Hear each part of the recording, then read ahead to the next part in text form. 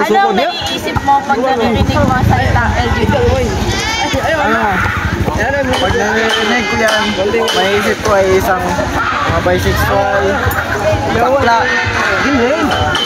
homeboy. Ano po yung discrimination? Equality. Pogi. Sa isang bansang pinagmamalaki ang pagiging malaya at pantay, bakit patuloy pa rin ang paghihirap ng maraming Pilipino dahil sa kanilang kasarian?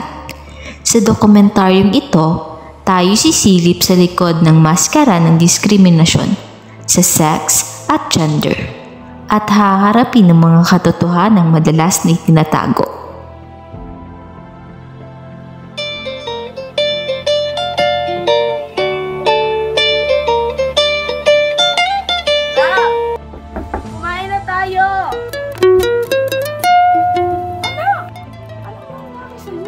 Nay, magpapaliwanag ako. Tomboy ka ba?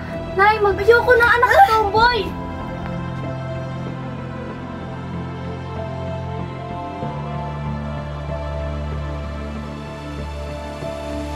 Umayos ka dito. Bakit, Nay? Ayoko sa mga tomboy! Ayoko sa anak na tomboy! Umayos ka dito.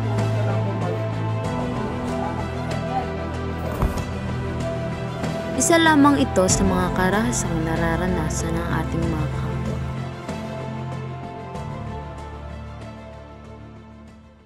Sa ating paglalakbay tungo sa pag-unawa sa diskriminasyon sa sex at gender, mahalagang maunawaan muna natin ang dalawang salitang ito. Ang sex ayon sa biolohiya ay tumutukoy sa ating pisikal na katangian, ang ating mga chromosome, reproductive organs at hormones. Ngunit ang gender ay higit pa sa biolohiya.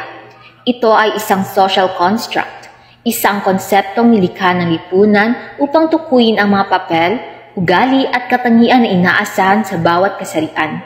Ang gender ay isang spectrum, hindi isang simpleng dalawang kategorya lamang. Mayroong mga babae at lalaki, ngunit mayroon ding mga taong hindi nakikilala sa anuman sa dalawa, o nakikilala sa pareho, o sa ibang kategorya pa.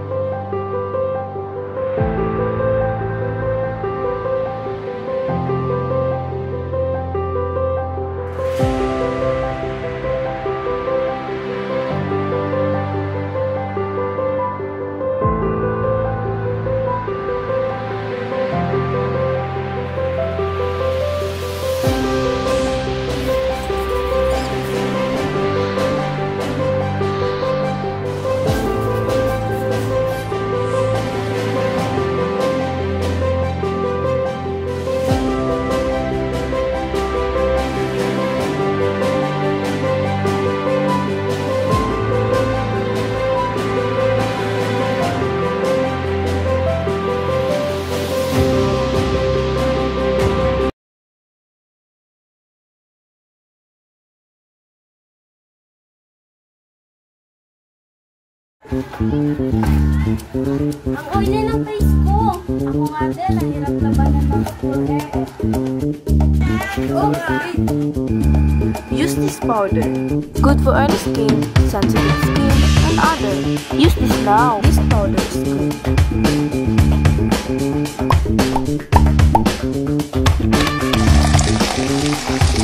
Hey miss, you look fresh. Ganda na mukha. Salamat!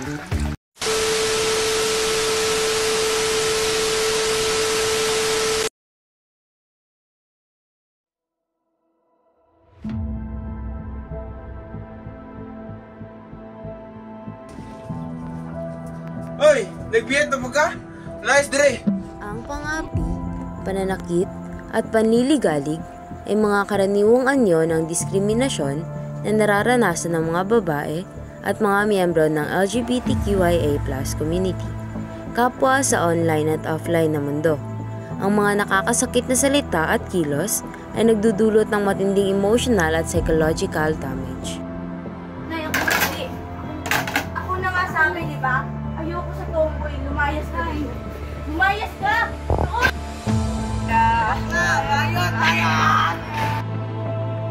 Sa bahay na to, ayoko ng mga tomboy. Lumayas ka dito!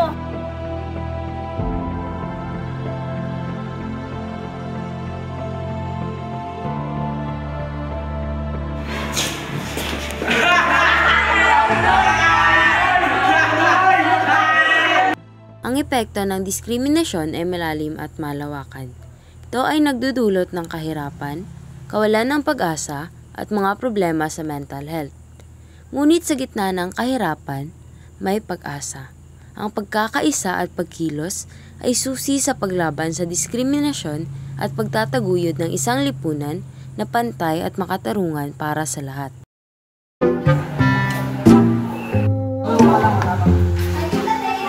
Makakala na ako sa'yo, miss. Ano mo pala, matapang na.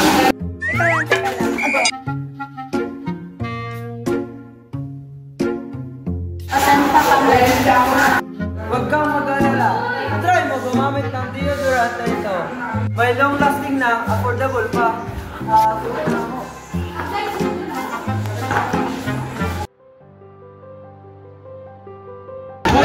Ate, anong masasabi mo sa nagdidiskrimina sa mga LGBTQ? Ang masasabi ko po sa mga nagdidiskriminasyon sa mga LGBTQI, wala pong respeto or Ang masasabi ko ay dapat kailangan natin sila tanggapin ng buong buo at dapat natin silang galangin ng buong galang bilang dahil tayo naman na tao at hindi naman natin hawak ang kanilang buhay at hayaan lang natin sila na mamuhay na mag-iwasap. Yun naman. Ano, unang sila ka ng respeto.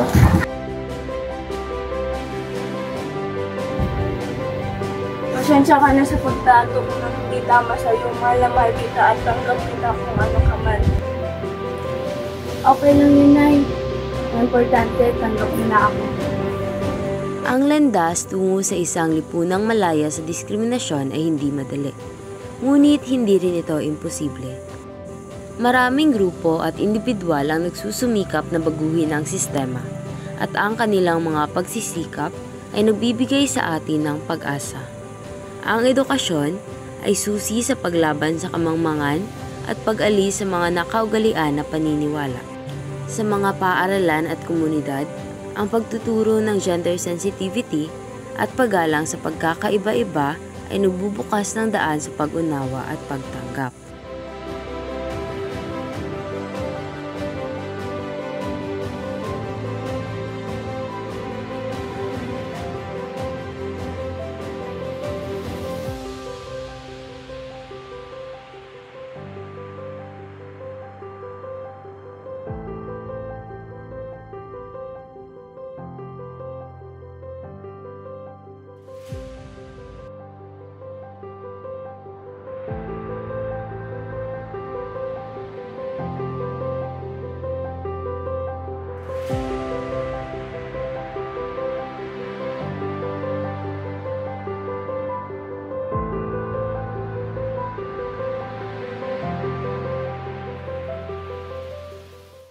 Ang paglalakbay tungo sa isang pantay na lipunan ay mahaba at mahirap.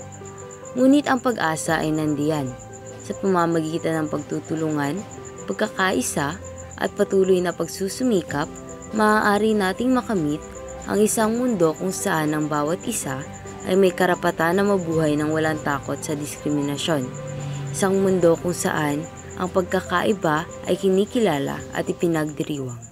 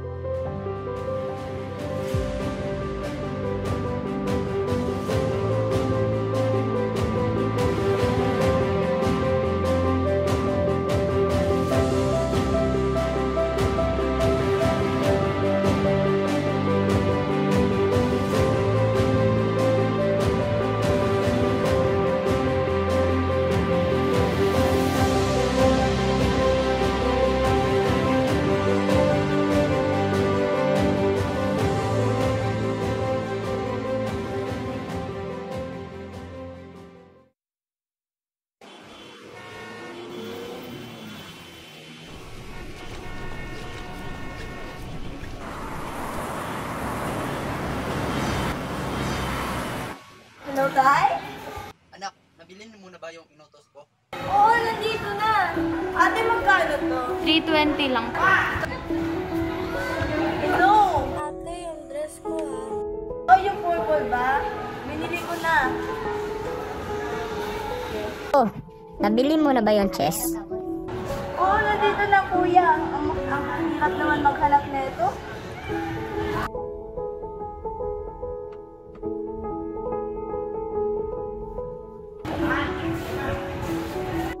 Anak, yung mga ipapabili ko para sa lulutuin namin. Oo, nandito na yun. Kompleto na. May ipapabili pa ba ikaw? Wala na. Ikaw? Ako po? Oo, ikaw. Check mo naman yung sarili mo.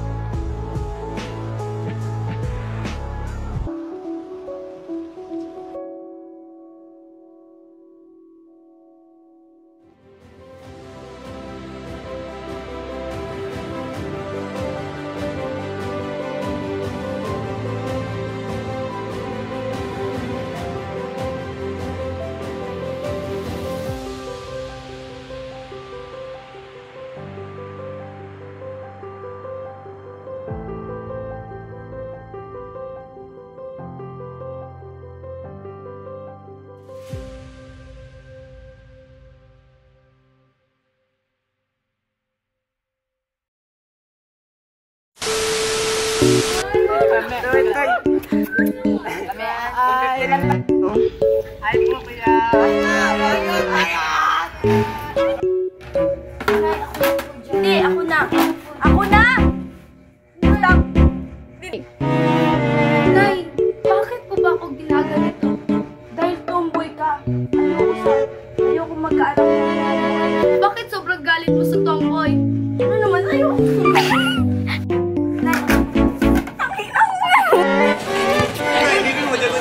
Go.